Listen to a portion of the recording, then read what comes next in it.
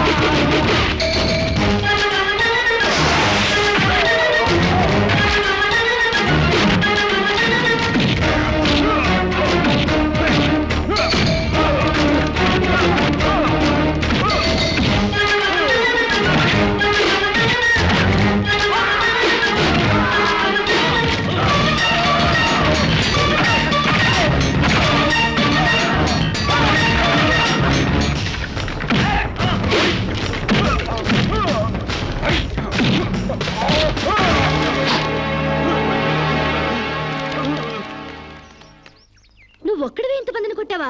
నీ కరాటే కుంఫులు వచ్చా? ఆడదాన్ని కాపాడడానికి కావాల్సింది కరాటీలు కుంఫులు కాదండి, దిల్లు. ఎంతుందేంటి నీకు దిల్లు? అంతా ఇంత కాదండి, ఓ ఈస్ట్ గోదావరి అంత ఉందండి. ఏమ్మా శిరీష, ఏమిటి గొడవ? నీకేం కాలేదుగా? సమయానికి తను రాకపోతే ఏదోటి అయ్యేది. By the way meet mister, నీ పేరేంటన్నా? సాంబశివరావు అమ్మా. పూర్ణచంద్ర గారు అబ్బాయి అమ్మా, మాకేం తెలీదు. అయితే నువ్వు మనోడివే. చాలా థ్యాంక్స్ అయ్యా. థ్యాంక్స్ నేను చెప్పుకుంటాను గానీ మీరు అర్జెంట్ గా పోలీస్ స్టేషన్ కి వెళ్ళి ఆ వర్కర్స్ మీద కంప్లైంట్ ఇవ్వండి. అలాగేనమ్మా. అన్నయ్య పద, వాళ్ళ అందు చూద్దాం. ఓ సందుక, అందుకని మనం వాళ్ళకి ఇంకా దూరం అవ్వాలా? వాళ్లే మన మాట జవదాటకుండా మనకు దగ్గర అవ్వాలంటే ఇలా వాళ్ళని తోక తొక్కిన తాచుల్లా రెచ్చగొట్టకూడదు. తోక ఊపే కుక్కలే మన చుట్టూ తిరగాలి. ఎలా? ఎలా ఏముందండి, లాకౌట్ ఎత్తేయండి, వాళ్ళపై పోలీస్ కేసులు ఎత్తేయండి, 1 నెల బోనస్ ఇచ్చేయండి, అంతే. వాళ్ళ కళ్ళకి మీరు దేవతలా కనిపిస్తారండి. ఫారిన్ లో తిరిగి వచ్చిన మీ కాళ్ళ దగ్గర కుక్కలాగా పడుంటారు. ఓ వండర్ఫుల్ ప్లాన్ చెప్పావు. హాయ్. నువ్వు ఏమో అనుకున్నాను గానీ చాలా తెలివైన వాడివే. అయ్యి బాబాయ్, నాకు సిగ్గేస్తుందండి.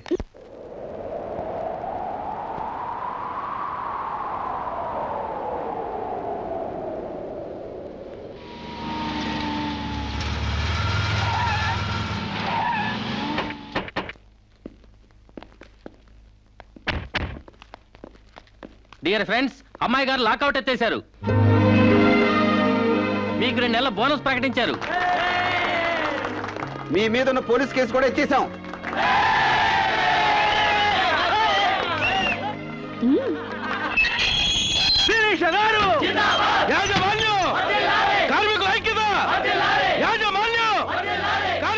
Thank you mister Sambasivarao, you are right. మీరేం చెప్తే అది రైట్, మీ వెనకాల రైతు.